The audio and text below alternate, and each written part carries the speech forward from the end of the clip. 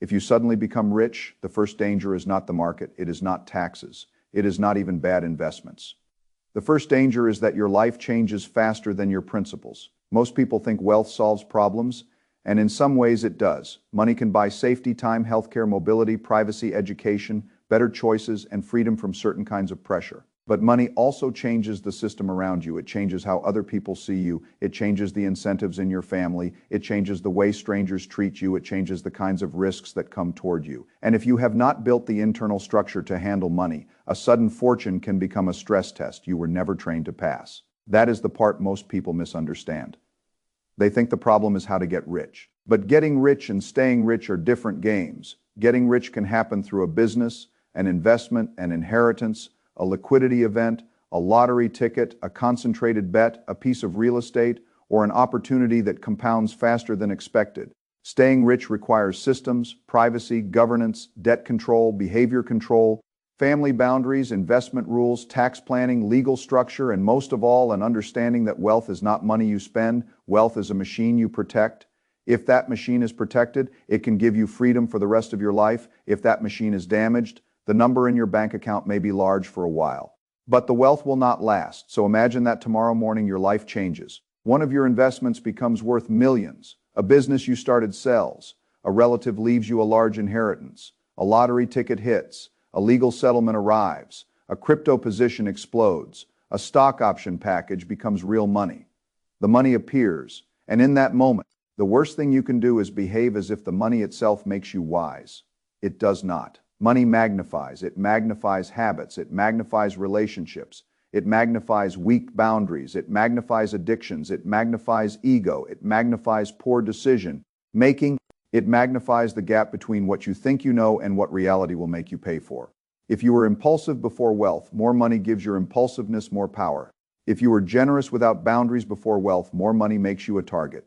If you were insecure before wealth, more money gives you more expensive ways to prove yourself. If you were undisciplined before wealth, more money gives you more room to make large mistakes. This is why many people who get rich suddenly lose the money, lose relationships, and sometimes lose themselves. The wealth did not destroy them. The wealth revealed the system they already had. If the system was weak, the wealth exposed the weakness. That is why the first principle after sudden wealth is privacy. Tell almost no one. This may sound simple, but it is much harder than people think. When something extraordinary happens, the natural human impulse is to share it. You want validation, you want excitement, you want to prove that the years of struggle were worth it. You may want to tell the people who doubted you. You may want to reward everyone who helped you. You may want to post something, buy something obvious, or make the event visible. That impulse is dangerous. Visibility attracts claims. Some claims are emotional, some are financial, some are legal, some are manipulative, some are criminal. Once people know you have money, they begin to see you differently. Not all people, but enough. Some will feel entitled. Some will think your money came easily, some will believe you owe them, some will invent emergencies, some will pitch businesses, some will ask for loans, some will sue, some will scam, some will flatter, some will resent you if you say no. This is not because money changes everyone, it is because money reveals incentives. People who loved you without knowing about your money may still love you. But once the money is known, it becomes harder to know where the relationship ends and the incentive begins. That uncertainty is costly. That is why privacy is protection. There is a concept I like called being quietly rich or stealth rich. It means your financial condition improves without your public identity changing much. You do not create a signal that invites attention. You do not convert wealth into a costume. You do not announce a target on your own back. This is especially important if the wealth arrives suddenly. A person who builds wealth slowly often grows into it. He develops lawyers, accountants, habits, systems, and boundaries over time. A person who receives wealth overnight may have the money before he has the structure. That gap is where danger enters. There are many stories of sudden winners whose lives became worse after the money. They were generous publicly. They gave money to strangers. They bought gifts, houses, cars, and status symbols. They became known as the person with money. Then the requests multiplied, the resentment multiplied, the lawsuits multiplied, the pressure multiplied, and eventually the wealth that was supposed to create freedom created chaos. The lesson is not that generosity is bad. Generosity without structure is dangerous. That distinction matters. The first person you should tell is not your neighbor, not your cousin, not your coworkers, not social media, and not the person who once doubted you. The first person you should tell is a qualified attorney who understands trusts, estate planning, privacy, asset protection, and tax incentive structures. You need legal architecture before you need lifestyle upgrades. A good attorney can help you think through ownership, privacy, trusts, estate plans, beneficiary structures, risk protection, and how to keep the wealth from becoming an open target. A trust can sometimes provide privacy, tax efficiency, smoother inheritance, and better control over how assets are used. The exact structure depends on where you live, what kind of money you received, your family situation, and your goals. But the principle is universal. Do not let a large fortune sit naked in your personal name with no structure, no plan, and no defense. Wealth without structure is like a large house without doors. It may look impressive, but it is not safe. The second principle is to slow down your life. Most people tell sudden wealth recipients not to quit their job. I understand why. The fear is that if you quit everything immediately, you become bored, impulsive, isolated, and more likely to make destructive decisions. There is truth in that, but I would frame it differently. Do not quit purpose. If your job is unhealthy, humiliating, or meaningless, and you now have enough money to leave, you may leave. Money should buy you the ability not to be trapped in an environment that damages you. But do not quit structure if you stop working and replace your schedule with nothing. Your mind will search for stimulation, spending becomes entertainment. Speculation becomes entertainment. Random business ideas become entertainment. Status becomes entertainment. Boredom is more dangerous than most people think, especially when it is combined with money. A bored wealthy person can become a very expensive problem. This is why I would keep life stable for a period of time. 6 months is a useful idea, not because 6 months is magic, but because you need a cooling off period. Your nervous system has to adjust. Your identity has to adjust. Your relationships have to adjust. You have to see which impulses appear. You have to understand what the money means before you begin making irreversible decisions. During that period, do not buy the mansion, do not buy the cars, do not invest in your friend's business. Do not announce your new life. Do not redesign your identity around money. Do not become a full-time consumer. Live almost the same way. Observe yourself. This is very important because sudden wealth creates a psychological shock. People underestimate that the mind moves from scarcity to abundance faster than the character can adapt. If you were trained by years of limits, a sudden absence of limits can disorient you. The right response is not immediate indulgence. The right response is integration. You need to integrate the money into a larger life system. That system should include purpose, health, relationships, contribution, learning, and good routines. Otherwise, wealth becomes empty space, and empty space invites bad habits. If your job still gives you meaning, keep it for a while. If your job does not, leave it carefully and replace it with work that does. That work may be a different job, a project, a business, philanthropy, investing, education, writing, teaching, or building something. The point is not that you must keep earning a paycheck. The point is that you must keep your mind and life organized. Freedom without structure often turns into drift. Drift is dangerous. The third principle is to eliminate high-interest debt.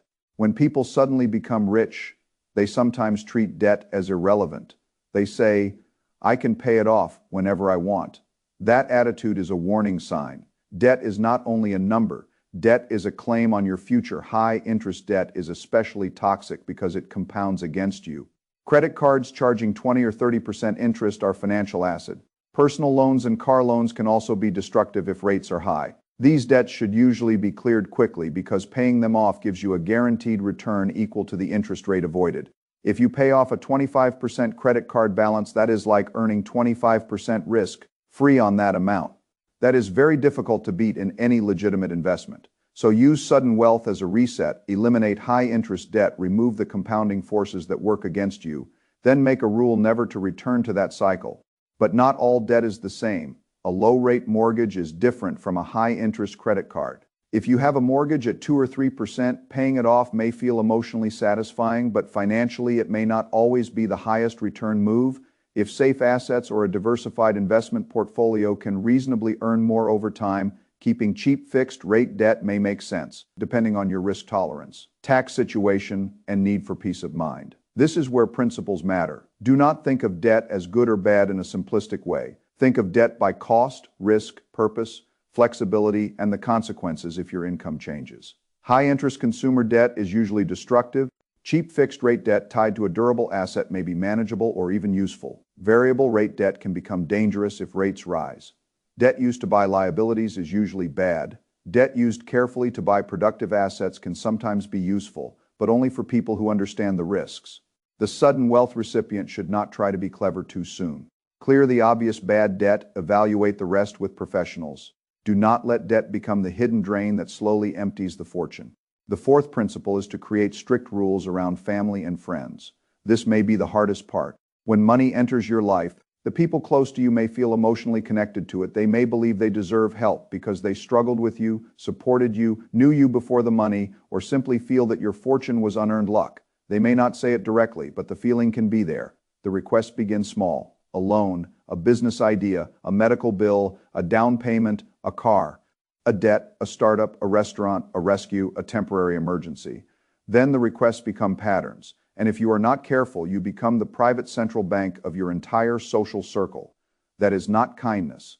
That is a system designed to destroy both money and relationships. Loans to family and friends are especially dangerous because they are rarely just financial transactions. They become emotional contracts with unclear terms. If the borrower cannot repay, you become resentful. If you ask for repayment, they feel judged. If you forgive the loan, others ask for more. If you refuse, you become the villain. The fastest way to lose both money and relationships is to lend casually to people you love. That is why I prefer a rule. If you decide to help someone, think of it as a gift, not a loan. Give only what you can afford to never see again. Make the terms clear. And consider a one-time boundary. I can help you this once, but I cannot become your ongoing emergency fund. That may sound harsh. It is actually protective. If people know they can repeatedly come to you, you may unintentionally weaken their own responsibility. You may also create dependence, and dependence often becomes resentment. A person who receives help may be grateful at first. If the help becomes expected, gratitude often turns into entitlement. Entitlement destroys relationships. Boundaries preserve them. You can be generous without becoming exploitable. You can love people without funding every bad decision. You can help in emergencies without becoming the solution to every problem. The key is to separate generosity from guilt. Many sudden wealth recipients feel guilty. They survived financially while others did not. They feel lucky, they feel undeserving, they want to prove they are still good people. They want to avoid seeming selfish. This guilt is dangerous because it allows other people to write claims against your wealth. A fortune can disappear one emotional exception at a time. That is why boundaries must be set early before patterns form. You may create a formal giving budget. You may decide that a certain amount each year can go to family help, charity, or gifts. Once that amount is used, the answer is no. This creates structure. It allows generosity without chaos. The fifth principle is to stop thinking like a consumer and start thinking like a steward. This is the central shift. Most people who receive money suddenly see a pile of money. They think about what it can buy: a house, cars, vacations, private school, luxury clothing, restaurants, status. The problem is that principle feels spendable when it is visible. If $5 million appears in an account, a $300,000 purchase may feel small, then another purchase feels small, then a few gifts feel small, then a house upgrade feels justified, then taxes arrive, then maintenance arrives, then lifestyle inflation becomes permanent. Then the principle is smaller, but the spending habits are larger. That is how fortunes disappear. Not always through one disaster, often through many decisions that each seemed affordable. This is why the golden rule matters. Do not spend the principal, live on the income the principal produces. Think of wealth as a tree. The principal is the trunk and roots. The income is the fruit. If you cut down the tree to make a fire, you may feel warm for a night, but you destroy the source of future fruit. That is how people convert wealth into poverty. They consume the machine instead of living from the machine. You need a freedom number. A freedom number is the amount of invested capital required to produce the annual income you need for the life you want. A simple way to estimate it is to multiply annual spending by 25. This is based on the idea of a 4% withdrawal rate. If you want $200,000 a year, the simple rule says you need about $5 million invested. That does not mean the rule is perfect. It is a framework. Actual safe withdrawal rates depend on age, taxes, inflation, market returns, asset allocation, spending flexibility, healthcare needs, and whether you want to leave a legacy. But the framework is useful because it changes the question. Instead of asking, how much can I spend? You ask, how much income can this wealth safely produce without destroying itself? That is the right question. If you have $5 million and need $200,000 a year, The fortune may be sufficient if invested and managed prudently. If you have $5 million and immediately buy a $3 million house, luxury cars, and a lifestyle requiring $500,000 a year. You may not be rich in a durable way, you may simply be on the path to a more expensive collapse. Lifestyle is a liability if it outruns productive assets. This is why newly wealthy people should delay major purchases. A house is not just the purchase price, it is maintenance, insurance, taxes, staff, utilities, renovations, furniture, security, and the social identity that comes with it. A sports car is not just a purchase, it is insurance, maintenance, depreciation, and signaling. Private school is not just tuition, it is a lifestyle ecosystem. Every visible upgrade creates downstream commitments. The principal is not only spent once. The new life demands ongoing funding. That is how spending becomes a system. If you build the spending system before the investment system, the wealth becomes fragile. The investment system must come first. The sixth principle is to invest for preservation before aggressive growth. If you suddenly receive a large fortune, the objective changes. When you are building wealth from a small base. Growth matters a lot. You may need higher returns, more risk, more concentration, more entrepreneurship, more volatility because you are trying to build the asset base. When the wealth has already arrived, the first job is not to multiply it immediately. The first job is not to lose it. That does not mean hiding everything in cash. Cash can lose purchasing power. Inflation can quietly destroy wealth. But it does mean you should not treat a sudden fortune like a casino bankroll. Preservation comes first, growth comes second, income comes through a properly designed structure. One example of a simplified allocation might include a broad stock market index fund for long-term growth, a broad bond market fund or treasury exposure for stability, real estate for income and inflation participation, a small allocation to highly volatile assets such as Bitcoin or Ethereum, if appropriate, and cash or high-yield savings for liquidity. This is not a recommendation. It is a way to think in categories. Stocks can be the long-term growth engine. Bonds can provide stability and income. Real estate can provide cash flow and tangible asset exposure. A small crypto allocation, if used, should be treated as speculative in size so that a large drawdown does not damage the whole plan. Cash can provide liquidity, optionality, and psychological calm. But it should not be the entire strategy because inflation reduces purchasing power. Each part has a job. A portfolio is not just a collection of things that might go up. It is a system of roles. Growth income, stability, liquidity, inflation protection, optionality, speculation, and limited size. If every asset in the portfolio has the same risk, you do not have a portfolio. You have one big bet wearing different labels. The newly wealthy person should avoid one big bets. That is especially true if the wealth came from one concentrated success. If you became wealthy because one investment went up enormously or one company succeeded, you may have survivorship bias. You may think concentration is genius because it worked once. But once you have won the game, it is dangerous to keep playing as if you still need to win. The strategy that made you rich may not be the strategy that keeps you rich.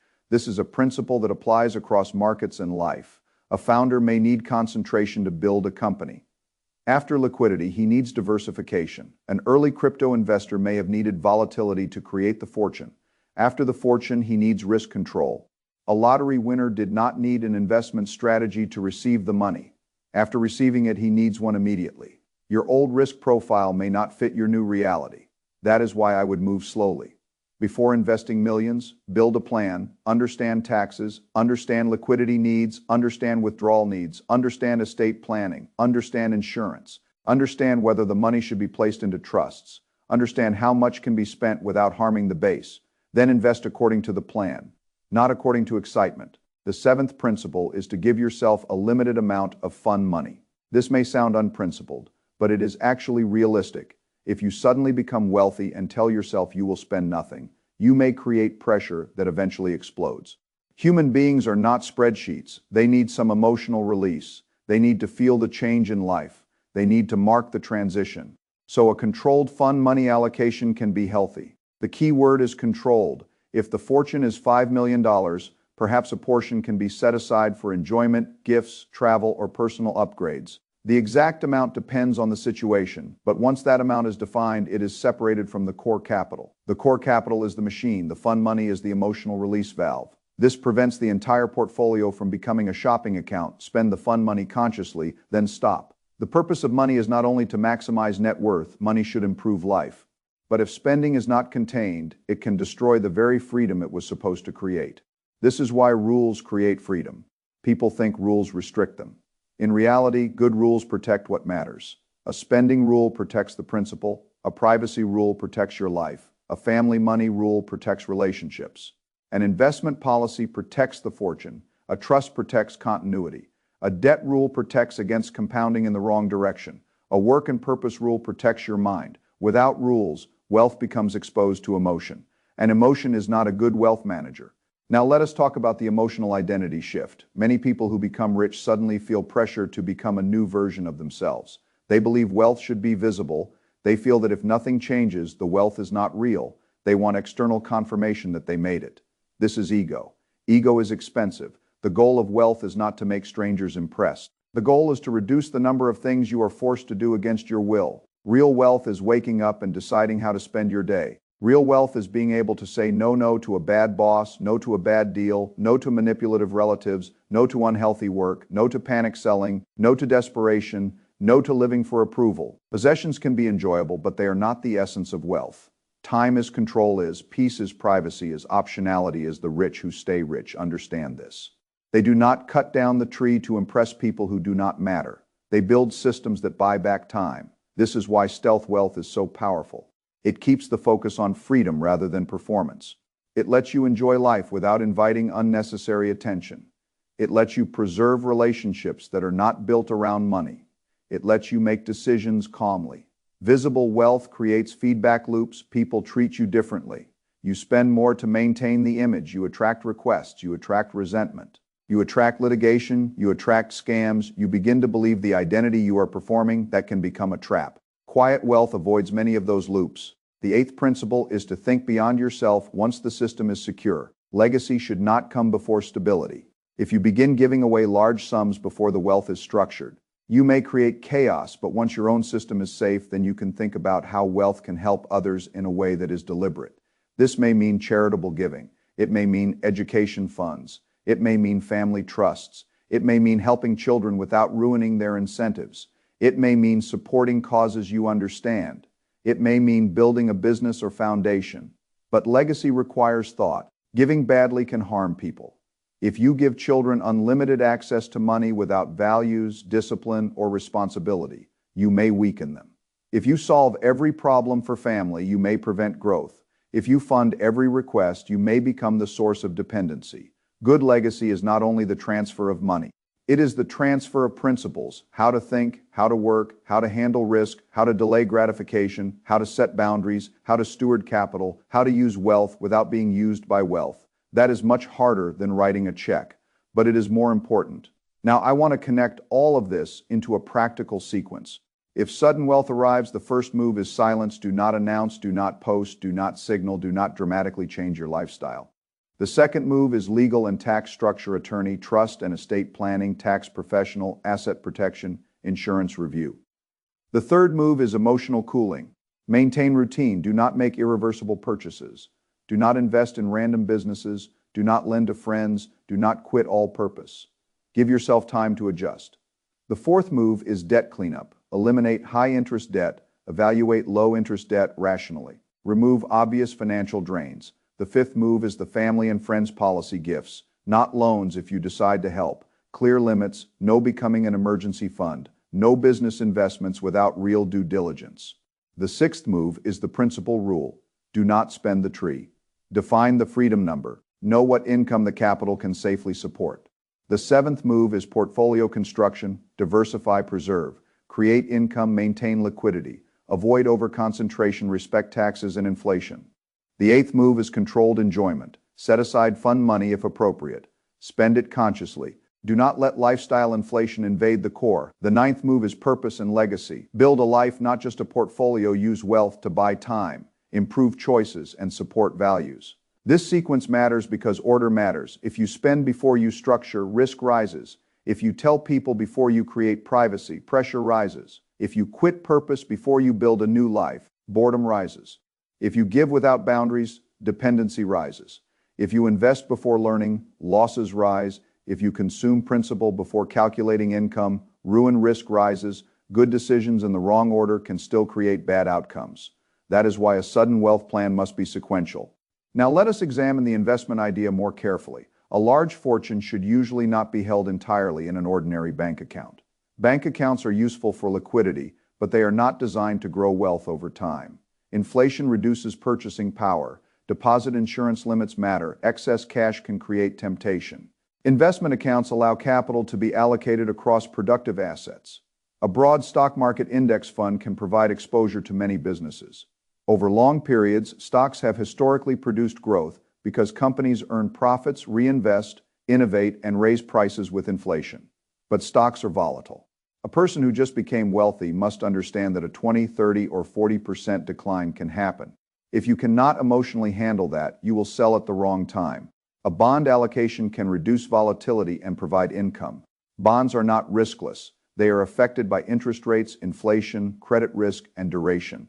But high-quality bonds can create stability in a portfolio. Real estate can provide cash flow and inflation-sensitive exposure. Residential property may benefit from housing demand and long-term appreciation. Commercial real estate can create income but has its own risks, such as tenant concentration, lease rollover, financing, and economic cycles.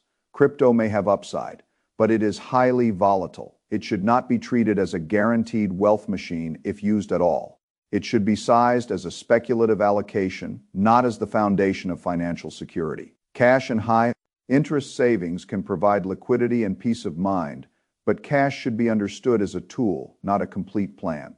The example in the source uses a broad portfolio with stocks, bonds, residential and commercial real estate, crypto, savings, and fund money. Whether those exact proportions are right depends on the person, but the deeper logic is useful. Do not put everything into one asset. Do not put everything into illiquid assets. Do not put everything into speculative assets. Do not put everything into cash. Create a balance between growth, stability, income, and liquidity. Then live on what the portfolio can responsibly support. That word responsibly is essential. If a portfolio produces an average return of 8%, that does not mean you can safely spend 8% every year. Returns are uneven. Some years are negative, taxes exist, inflation exists, sequence risk exists. A person who withdraws too much during bad markets can permanently damage the portfolio. This is why a conservative withdrawal framework matters. The 4% rule is not a law. It is a starting point for thinking. It says that if you withdraw around 4% of a diversified portfolio in the first year and adjust for inflation, historically there were periods where that had a reasonable chance of lasting for a long retirement. But future returns may differ. Fees, taxes, asset allocation, and personal flexibility matter. A prudent person does not blindly follow a rule. He uses it as a stress test. If your desired lifestyle requires 8 or 10% withdrawals from the portfolio, the risk is high. If it requires 3 or 4%, the system is more resilient. If you can reduce spending during bad years, resilience improves. If you have other income sources, resilience improves. This is the difference between rich on paper and financially secure. A person with $5 million who spends $700,000 a year may be fragile. A person with $3 million who spends $90,000 a year may be much safer. Wealth is relative to burn rate. That is another principle people forget. When money arrives suddenly, lifestyle can expand faster than income. Producing assets, if your burn rate rises too quickly, the fortune becomes smaller in practical terms. The goal is not to maximize lifestyle. The goal is to maximize sustainable freedom. Now let us talk about the people around you. The newly wealthy person often discovers that saying no is a skill. Many people never had to develop it because nobody asked them for large sums before. Suddenly, they need to say no to people they love, people they respect, people who help them, people with sad stories, and people who are very persuasive. This is why a pre-written policy helps. Instead of deciding emotionally each time, you create rules. I do not make loans. I do not invest in businesses without formal due diligence. I do not discuss my finances. I have a fixed annual giving budget. All requests go through a process. I do not make same-day decisions. I speak with my advisor before any large commitment. These rules may feel cold. They are not. They protect you from making emotional decisions under pressure. They also give you language. When someone asks for money, you are not rejecting them personally.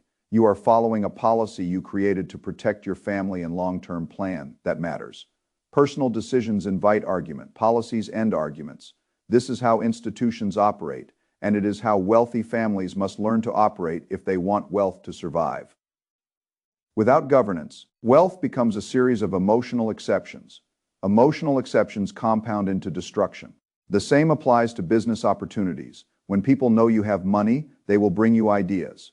Many will be poorly thought out. Some will be sincere but bad. Some will be scams. Some will be good ideas with bad operators. Some will be good operators in bad industries. Some will be real opportunities but not right for you. You need a process. What is the business? Who operates it? What is the track record? What are the financial statements? What are the risks? What is the legal structure? What rights do investors have? How do you get money out? What happens if it fails? What is the valuation? What are the incentives? If you cannot answer these, do not invest. A person who suddenly becomes rich is often a target for people who need capital but cannot get it from professional investors. Ask why. If the deal is so good, why is it coming to you? If the operator is so capable, why do they need your money urgently? If the returns are so high, what risk explains them? Questions are protection.